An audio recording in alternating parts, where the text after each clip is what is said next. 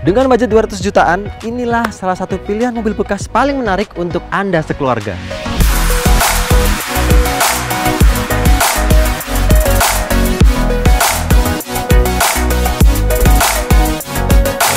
Saksikan video ini sampai habis karena kami akan memberikan berbagai panduan tentang apa saja yang harus Anda perhatikan sebelum membeli mobil ini.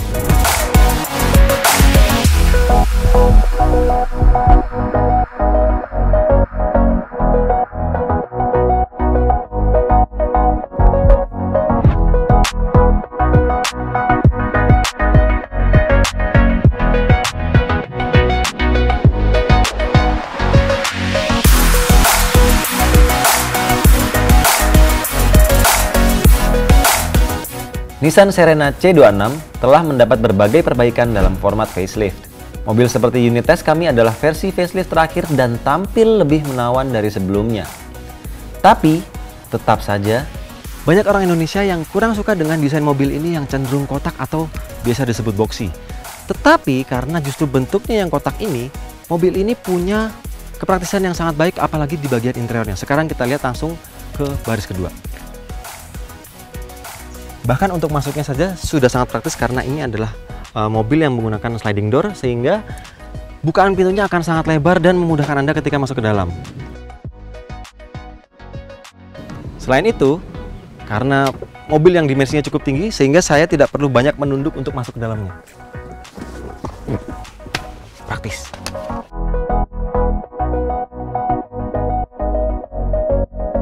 Salah satu kelebihan dan tujuan dari ciptakan mobil ini adalah memang untuk mengakomodir seluruh keluarga. Sehingga memang bisa Anda lihat sendiri di sini kepraktisannya baik sekali dan di sini ada gang untuk masuk ke bagian belakang, padahal memang di sini juga tetap bisa dimajukan untuk masuk. Semuanya sangat praktis. Konfigurasinya sangat fleksibel dan pastinya selain itu banyak fasilitas lain lagi yang dapat mengakomodir semua kebutuhan keluarga Anda. Salah satunya adalah di sini ada meja yang bisa Anda lipat untuk Anda makan atau minum. Kemudian di sini juga ada TV yang bisa mirroring. Kemudian untuk AC di bagian belakang juga tidak perlu khawatir karena di setiap kursi, setiap baris kursi sudah mendapat blower AC sendiri sehingga semua dipastikan mendapatkan pendinginan yang baik. Selain itu, di sini ada konsol bagian tengah yang bisa digeser-geser. Ini sangat fleksibel, bahkan bisa digeser sampai ke belakang. Dan untuk bagian tengah sini, ini bisa difungsikan sebagai kursi ketiga ketika Anda mengangkut lebih banyak orang. Kalau Anda tidak ingin mengangkut orang di sini juga bisa difungsikan sebagai armrest untuk membuat posisi duduk Anda lebih nyaman. Sayangnya satu saja, untuk kursi di kanan kiri ini belum disediakan armrest individual di setiap kursi, sehingga kalau Anda butuh armrest, Anda harus menggunakan konsol bagian tengah ini. Padahal jika sudah ada armrest, ini akan jauh lebih fleksibel lagi dan lebih baik lagi posisi duduknya. Ini nggak masalah. Ketika tidak butuh, Anda bisa mengembalikan lagi ke depan dan ruang lega lagi sudah tercipta. Oke, selain itu, mobil ini memang sejatinya sudah punya kabin yang cukup luas dan jadi terasa lebih luas lagi karena panoramic roof tidak bisa membuka, hanya bisa terbuka untuk covernya saja. Sehingga Anda tidak bisa menikmati udara luar, hanya bisa mendapatkan cahaya tambahan. Tapi ini sudah keren sekali dan terasa cukup premium untuk mobil keluarga. Apalagi mengingat mobil ini harganya sekarang dalam kondisi kas tidak mencapai 300 juta rupiah. Untuk mobil seperti ini tahun 2016 ini dijual dengan harga 275 juta rupiah. Bargain banget dan ini salah satu pilihan yang sangat menarik untuk keluarga. Sekarang kita coba di bagian belakang.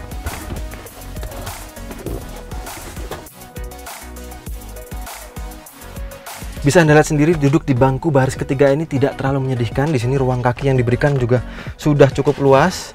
Sayangnya memang posisi kursinya sedikit terlalu rendah, jadi paha kurang tertopang dengan baik. Tapi ada headrest di bagian sini yang bisa mengakomodir kebutuhan Anda ketika bersandar. Kemudian recliningnya juga bisa Anda atur. Wah, ini enak sekali, bisa sangat menyandar. Harus diakui mobil seperti ini memang memberikan kepraktisan dan akomodasi yang sangat baik untuk bagian penumpangnya. Dan ada satu hal yang hampir terlupa sebelum kita mencoba untuk nyetirnya langsung di depan. Di bagian depan sini ada tempat penyimpanan tertutup dan tersembunyi. Sekarang saya tunjukkan. Yang menarik adalah di bawah sini tidak ada tempat penyimpanan yang ada hanya di bagian kanan di bawah jok persis. Di sebelah sini karena yang kursi sebelah kiri khusus ini hanya bisa digeser-geser saja, tidak bisa dibuka seperti sebelah kanan. Sedangkan yang sebelah kanan tidak bisa digeser-geser, hanya bisa dibuka untuk tempat penyimpanan tertutup yang lainnya.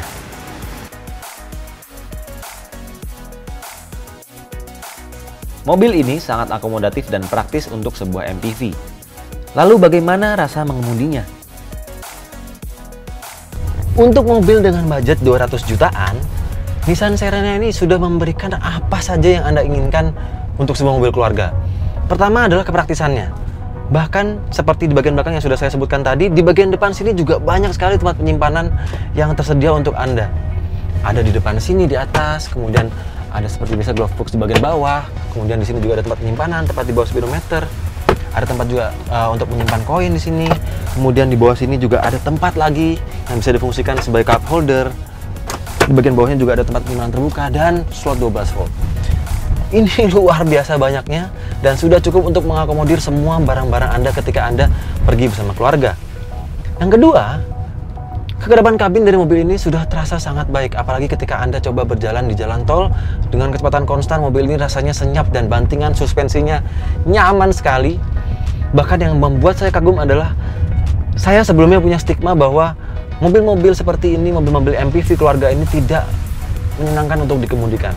Lain dengan Serena ini, posisi duduknya sudah cukup baik, walaupun memang masih agak posisi duduknya seperti di kursi, agak tinggi, tidak masalah, tapi visibilitasnya baik sekali. Bisa Anda lihat di sini ada kaca yang ukurannya besar sekali dan Anda bisa melihat jelas ke sekitar. Kemudian setirnya ini juga terasa ringan dan mudah untuk diajak bermanuver. Selain itu ketika diajak bermanuver juga mobil ini tidak terasa terlalu limbung. Masih fun, memang agak sedikit ada body roll yang terasa, tapi tidak terlalu limbung, tidak parah limbungnya. Mungkin ini juga dibantu karena ground clearance-nya yang rendah dan otomatis center of gravity-nya juga ikut menjadi rendah. Sayangnya, memang ada beberapa hal yang membuat mobil ini juga punya kekurangan. Tidak ada yang sempurna. Pertama, karena ground clearance-nya rendah tadi, otomatis mobil ini jadi tidak lebih fleksibel ketika Anda membawa muatan penuh apalagi. Karena ketika muatannya penuh, suspensinya menjadi mengayun lebih banyak dan ketika melewati polisi tidur akan mudah sekali bagian bodinya mengenai polisi tidur. Kemudian yang kedua, soal konsumsi bahan bakarnya yang tidak bisa dibilang irit. Mobil ini punya konsumsi bahan bakar sekitar 1 liter berjalan sejauh 10 hingga 11 km. Itu pun dengan mode Eco yang diaktifkan. Jika tidak dengan mode Eco, mobil ini bisa membutuhkan 1 liter untuk berjalan hanya 7 km atau 9 km saja. Dan Anda pastinya harus memastikan Eco Mode ini hidup ketika Anda ingin menghemat BBM.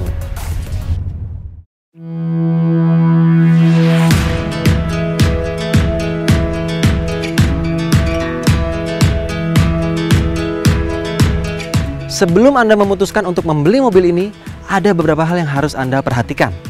Yang pertama, karena mobil ini punya ground clearance yang cukup rendah, Anda harus memperhatikan bagian bawah dari mobil ini. Coba Anda lihat, adakah bagian yang penyok terlalu dalam atau bahkan sampai pecah di bagian bawahnya karena menghantam lubang atau polisi tidur di jalan raya. Yang kedua, masih seputar ground clearance yang rendah. Mobil ini ketika menanjak akan kerap kali terkena bagian dari aspal di bagian belakang sini. Dan di bagian belakang sini ada tempat penyimpanan tersembunyi di sini yang ceruk ke bawah dan ini lebih menonjol daripada bumpernya.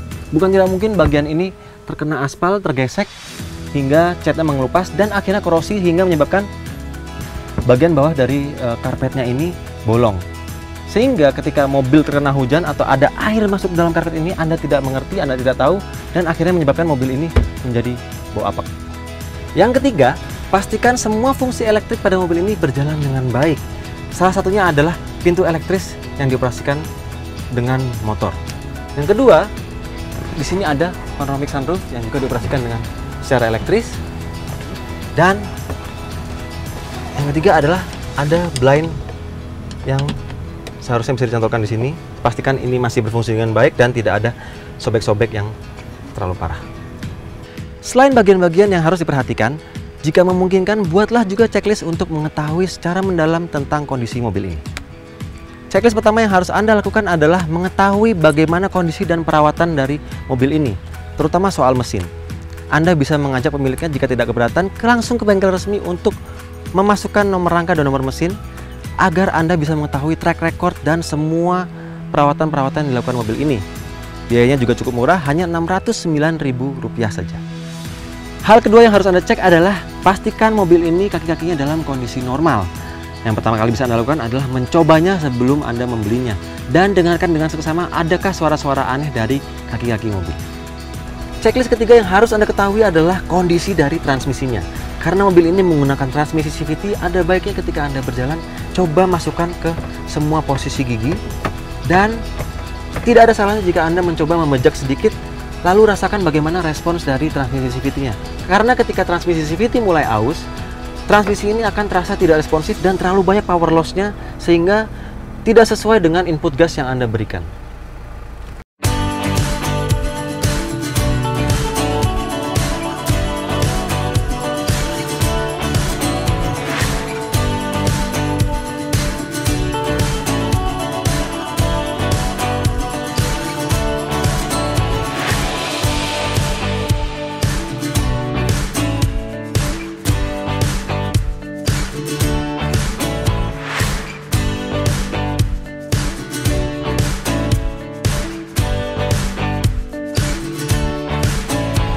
Kualitas berkendara mobil ini juga bisa jadi salah satu yang paling membuat kami senang dengan mobil ini.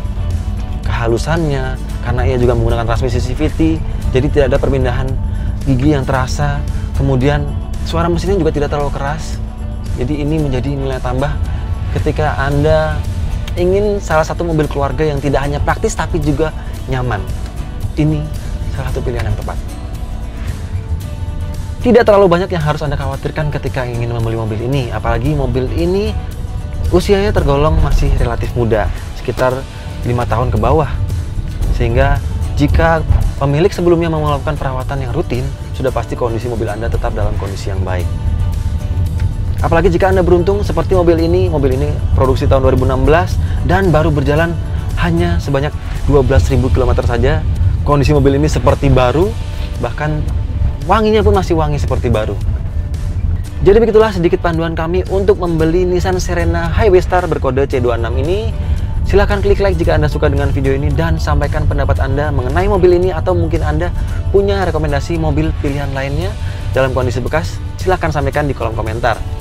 Dan pastikan subscribe channel YouTube Cinta Mobil TV. Nyalakan juga notifikasi agar tidak ketinggalan video-video seperti ini. Terima kasih sudah menonton, sampai jumpa di video berikutnya.